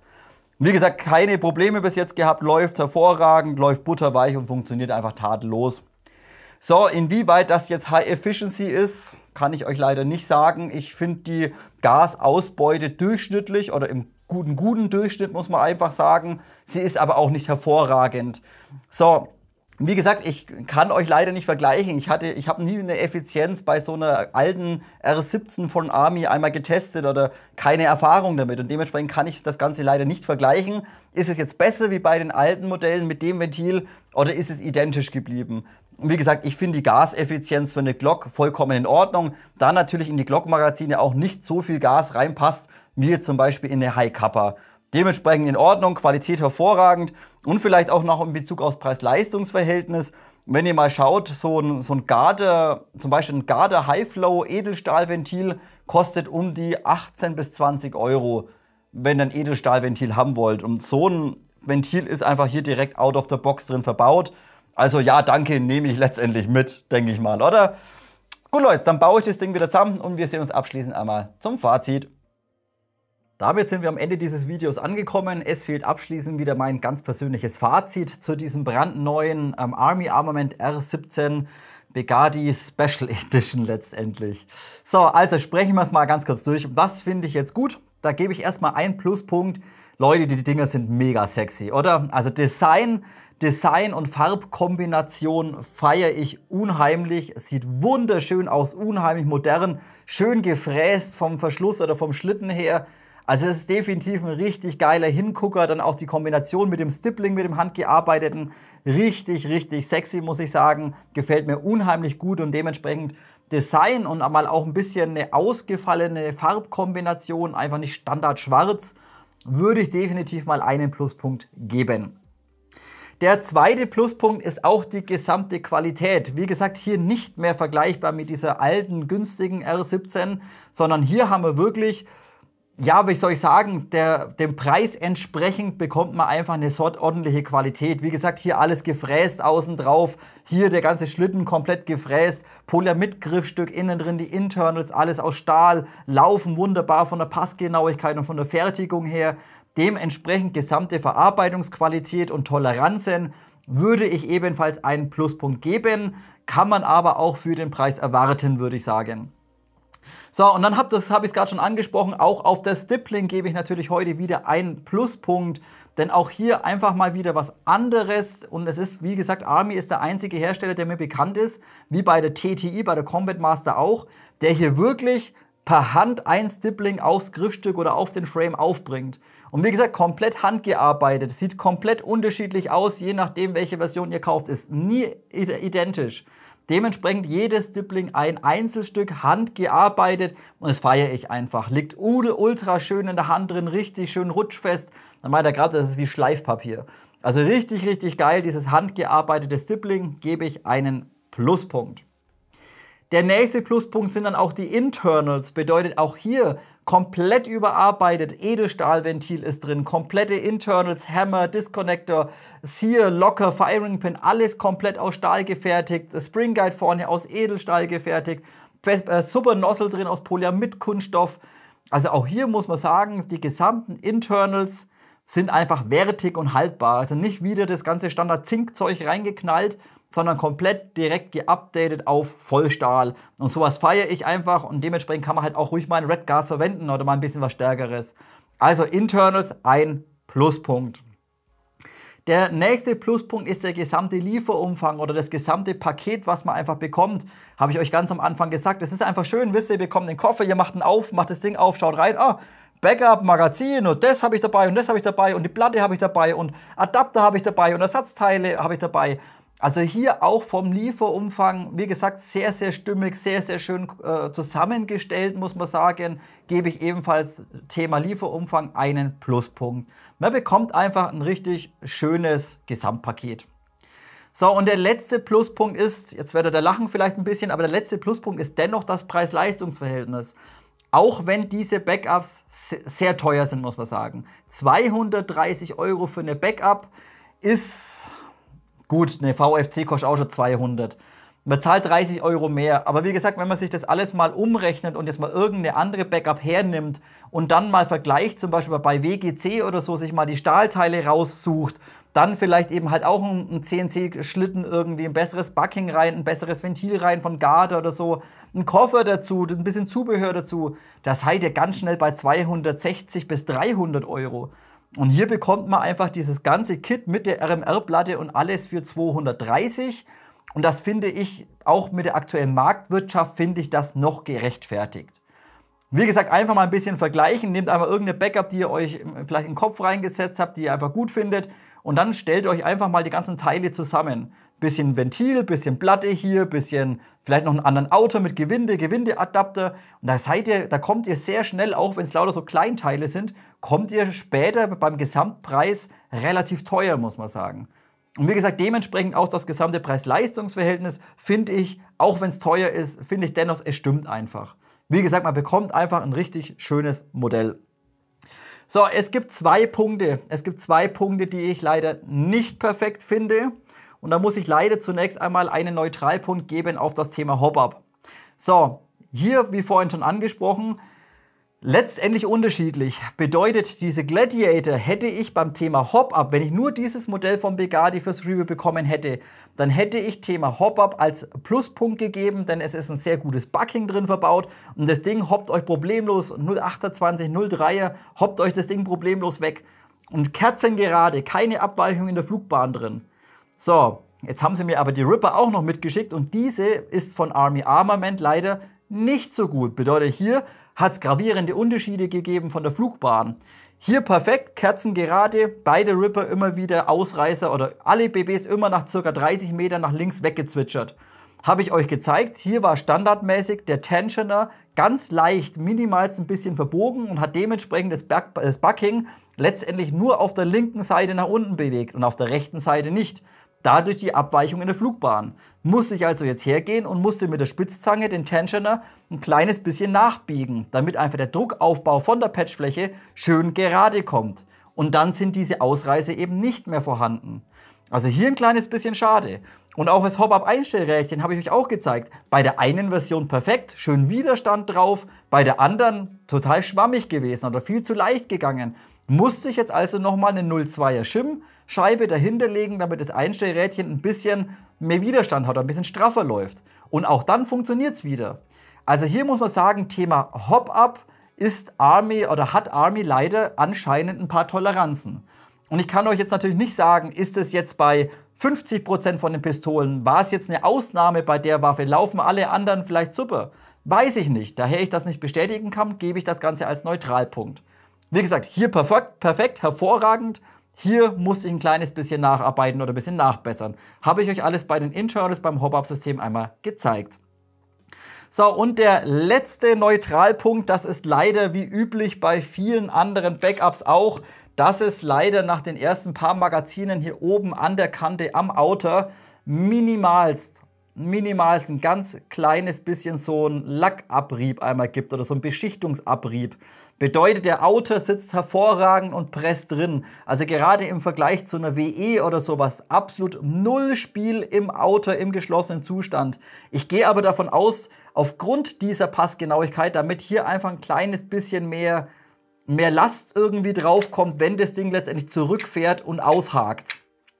Man könnte jetzt vielleicht hergehen und könnte den Schlitten innen drin, die Kante noch ein bisschen anfassen. Auf der einen Seite. Das könnte man vielleicht machen, aber ich lasse es letztendlich sein. Also hier noch ein Neutralpunkt vom Schützen aus auf der linken Seite. Nach den ersten paar Magazinen hier oben so ein ganz kleines bisschen Lackabrieb oder Beschichtungsabrieb einmal vorhanden. Wie gesagt, es ist minimal. Ich möchte es euch aber dennoch einmal ansprechen, denn der Rest ist von der Qualität wirklich hervorragend. Das ist der einzige Punkt, der mir aufgefallen ist, der vielleicht nicht ganz perfekt ist. Dementsprechend, wie gesagt, könnt ihr euch selber eure Meinung machen. Daher fast alle Backups von mir komplett zerkratzt sind. Mir ist es wurscht letztendlich. So Leute, das soll es gewesen sein. Review R17, Gladiator und Ripper. Wenn ihr jetzt noch irgendwas ergänzen möchtet zu diesem Review, habt ihr noch weitere Fragen, denn natürlich werde ich mir wahrscheinlich irgendeine davon kaufen, wahrscheinlich die da, ich weiß es noch nicht. Wenn ihr noch weitere Fragen habt, gerne Kommentarfeld nutzen. Wie gesagt, wollt ihr irgendwas ergänzen, jederzeit ebenfalls Kommentarfeld nutzen. Ich bedanke mich dann natürlich auch diese Woche wieder recht herzlich, dass ihr dieses Video einmal angeschaut habt. Vielen Dank für eure Zeit. Wenn es gefallen hat, Like, Abo und vielleicht eine Mitgliedschaft auf Patreon dalassen. Wir sehen uns nächste Woche zum nächsten Video. Bis dahin, macht's gut.